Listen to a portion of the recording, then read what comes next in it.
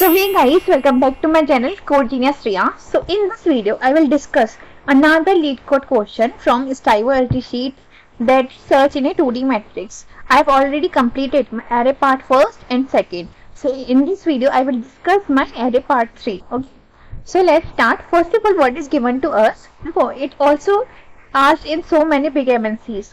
Or you can say it farm companies. It means it is considered as one of the most important question. देखो 14 times Facebook पे पूछा गया, 12 times Amazon में है, तो आप सोच सकते हो कौन सा कितना इंपॉर्टेंट क्वेश्चन है ये. ठीक है, तो सर्च एक 2D मैट्रिक्स ये क्वेश्चन है. तो हमारा क्वेश्चन क्या है? You are given m cross n integer matrix with following two properties. मतलब हमें एक मैट्रिक्स दी गई है जिसका साइज का m क्रॉस n, उसमें दो प्रॉपर्टीज फुलफिल हो रही है. पहला ये each row is sorted in non descending order. इसका मतलब क्या है कि हर रो कैसे जा रही है, हमारी इंक्रीजिंग ऑर्डर में जा रही है और असेंडिंग ऑर्डर में जा रही है.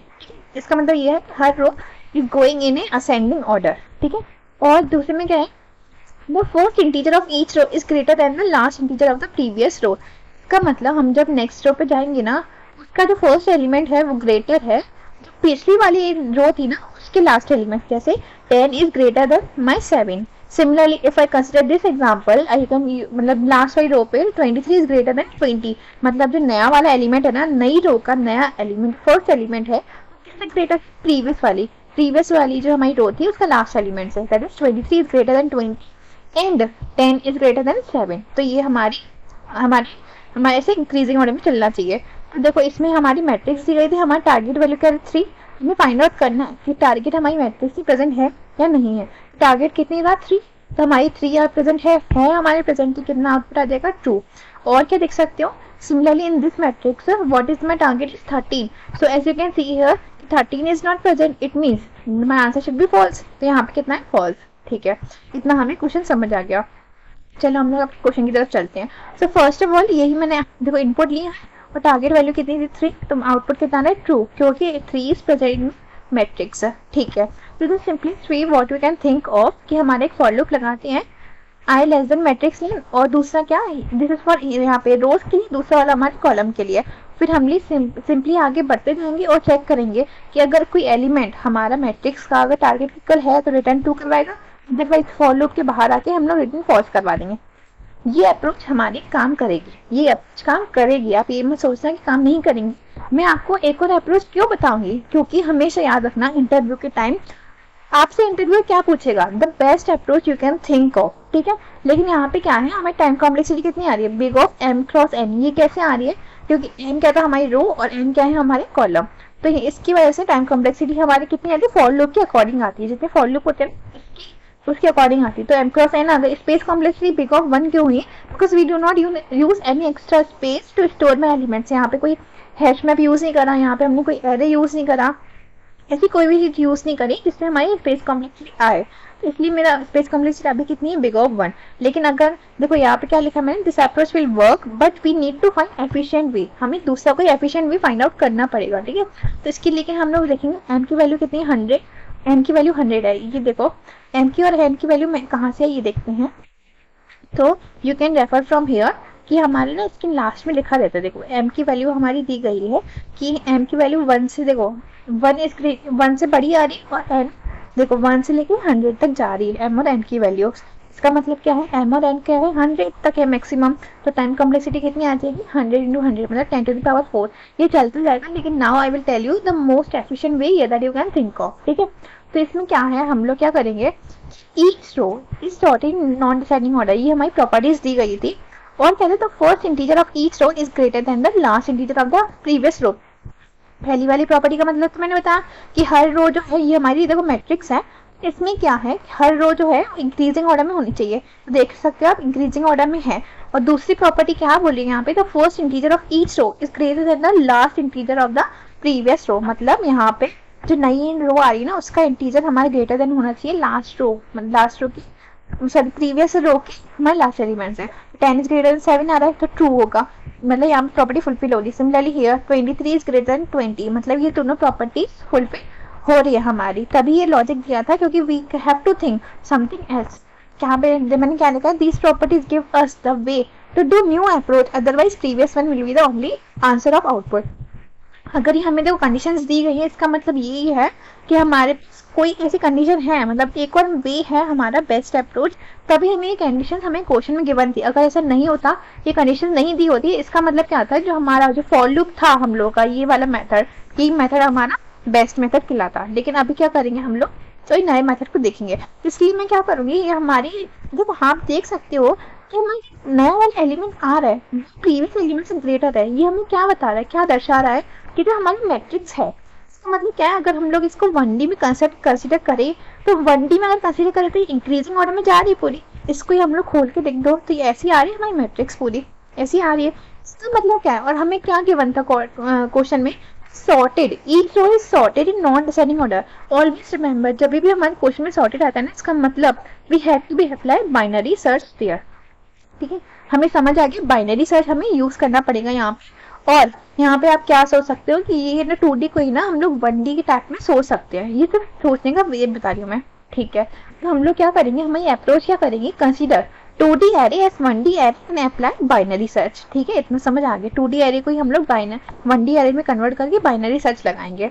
कन्वर्ट करने की जरूरत नहीं पड़ेगी, लेकिन अप्रोच हमें काम आएगी।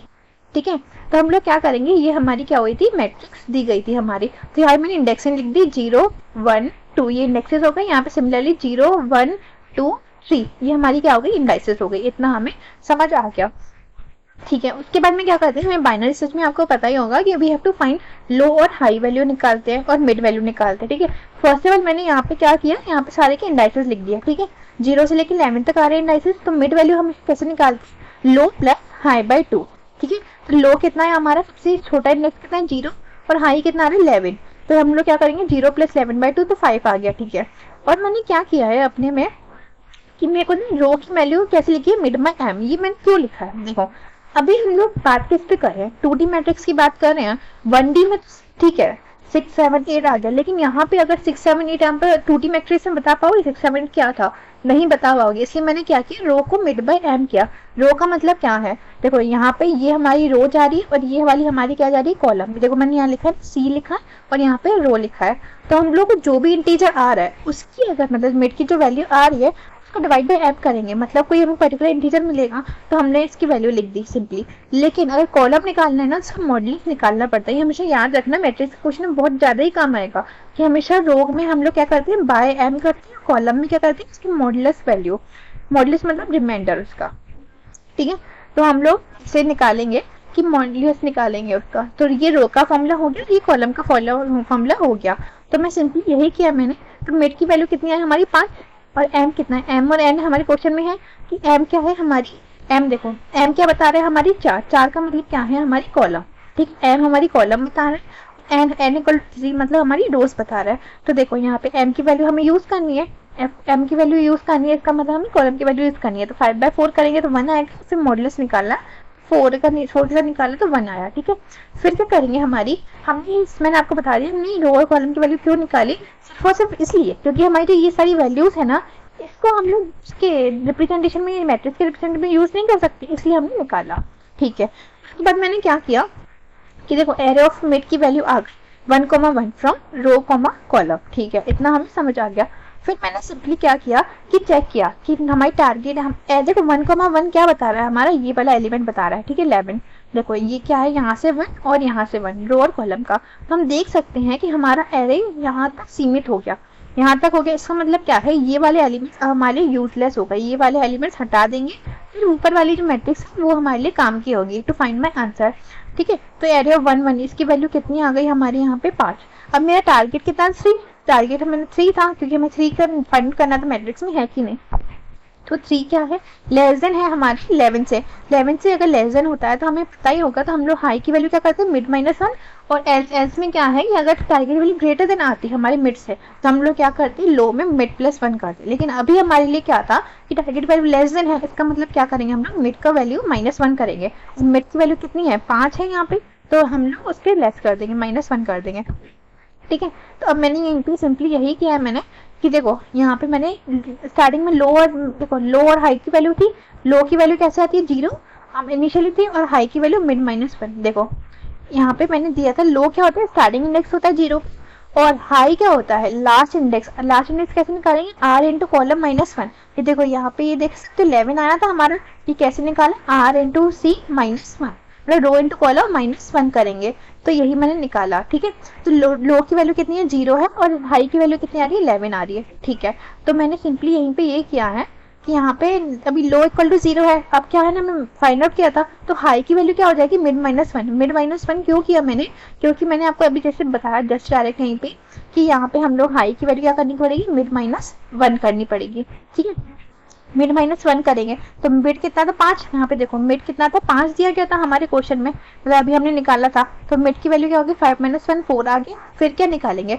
अब नेक्स्ट के निकालना है, तो नेक्स्ट के लिए क्या करेंगे, मिड इक्वल टू 0 प्लस 4/2, मतलब लो प्लस हाई बाई 2 किया मैंने, तो कितना आ गया 2, एरे ऑफ 2 की वैल्यू। ये कैसे निकालेंगे अब हमें, कि रो की वैल्यू निकालेंगे, कॉलम की वैल्यू, और हम लोग फॉर्मूला यही निकालेंगे मिड बाय एम और मिड का मॉडुलस एम के साथ। तो मिड की वैल्यू अभी कितनी आ रही है, देखो यहाँ से 2 आ रही है, तो 2 लिखा मैंने, और क्या करा, हमारी एम की वैल्यू हमेशा 4 ही रहेगी यहाँ पे, क्योंकि 4 हमारे कॉलम से। ठीक है, तो फिर हम लोग यही करेंगे, तो मिड रो के और कॉलम की वैल्यू निकाली, फिर मिड फाइंड आउट करिए, 0,2 कितना आ रहा है, 5 आ रहा है। ठीक है, ऐसे निकाला। ठीक है, यही वाला फॉर्मूला लगाया मैंने कि ये वाला टारगेट और यहाँ पे अगर टारगेट लेस देन है और ग्रेटर देन है तब वाला। ठीक है, अब मैंने क्या किया सिंपली कि मैं आगे बढ़ूंगी। अब मेरा टारगेट की वैल्यू यहाँ से देख सकते हो, यहाँ पे कितने है 5, लेकिन अभी हमारा टारगेट कितना 3 था, मतलब यू कैन से इट कि टारगेट हमारा 3 था, 3 इज लेस देन 5, मतलब फिर से क्या होगा, हाई की वैल्यू में मिड -1 हो जाएगा। तो लो की वैल्यू तो 0 ही थी इनिशियली, तो वही रहेगी, और हाई की वैल्यू मिड -1 हो जाएगी। अब मिड कितना आ रहा था हमारा, 2 आ रहा था अभी, तो 2 - 1 कितना हो गया, 1 हो गया। और मिड की वैल्यू अब कैसे निकालेंगे, लो प्लस हाई बाई 2, मतलब 0 प्लस 1/2, तो कितना आ गया 0। और क्या करेंगे, रो की वैल्यू मैंने बताया 0/4, मतलब डिवाइड कर दी, ये डिवाइड बाय 4 था, हमेशा कांस्टेंट होगा, यही करना पड़ेगा। और कॉलम में 0 मॉडुलस 4, ये हमसे याद है, रो और कॉलम निकालने का यही तरीका होता है।